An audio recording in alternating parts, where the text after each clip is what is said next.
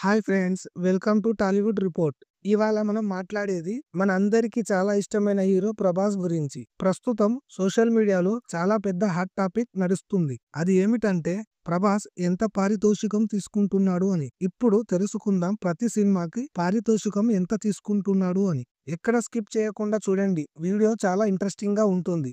ప్రభాస్ అసలు simple hero కాదు. బాహుబలి తర్వాత ఆయన పేరు దేశంలోనే కాదు, అమెరికా, జపాన్, యూరోప్ లాంటి విదేశాల్లో కూడా భారీ స్థాయిలో పెరిగింది. అందుకే ఆయనను పాన్ ఇండియా స్టార్ అంటారు. సోషల్ మీడియాలో ఒక న్యూస్ వైరల్ అవుతుంది. ప్రభాస్ స్పిరిట్ సినిమా కోసం 160 కోట్ల కంటే ఎక్కువ తీసుకున్నాడు అని. ఇది విన్న వెంటనే అందరూ ఆశ్చర్యపోతున్నారు. ఇంత తీసుకునే హీరో ప్రస్తుతం టాలీవుడ్ లో ప్రభాస్ ఒక్కరే. ఎందుకు అంత డబ్బు ఇస్తున్నారు? ఇది చాలా మంది మదిలో ప్రశ్న.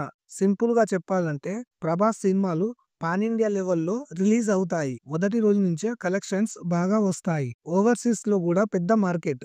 ఓటీటీ, శాటిలైట్ హక్కులు కూడా ఎక్కువ రేట్లకు అమ్ముడవుతాయి. నిర్మాతలు కూడా నష్టమేమి ఉండదు. అందువల్ల ఆయన పారితోషికం కూడా పెరిగింది. ప్రభాస్ ప్రస్తుతం చేస్తున్న సినిమాలు స్పిరిట్, ఫౌజీ, ది రాజా సాబ్ 3కు 3 కూడా పెద్ద బడ్జెట్ పాన్ ఇండియా సినిమాలే. ఫ్యాన్స్ అంటున్నారు ప్రభాస్ రేంజ్ కి ఇది కామన్. ఆయన సినిమా రిలీజ్ అంటేనే హైప్. కొంతమంది అంటున్నారు ఇంత తీసుకుంటున్నాడు కానీ హిట్లు రావడం లేదు అని. కానీ ఫ్యాన్స్ మాత్రం కౌంటర్ గా ప్రభాస్ పేరు వస్తే మార్కెట్ ఆటోమేటిక్ గా పెరుగుతుంది అంటున్నారు. ఫైనల్ గా చెప్పాలంటే ప్రభాస్ ఇప్పుడు ఇండియా మొత్తం చూసే స్టార్. అందుకే ఆయన పారితోషికం కూడా అంతకంటే పెద్ద రేంజ్ లో ఉంటుంది. ఇది ఆయన క్రేజ్, ఆయన మార్కెట్ చెప్తున్న సాక్ష్యం. సరే ఫ్రెండ్స్, మీరే చెప్పండి, ప్రభాస్ తీసుకుంటున్న పారితోషికం ఎక్కువనా? మీకేమనిపిస్తుంది? మీ అభిప్రాయాలు కామెంట్స్ లో చెప్పండి. ఈ వీడియో కానీ నచ్చితే లైక్ చేయండి, షేర్ చేయండి, సబ్స్క్రైబ్ చేయడం మర్చిపోకండి.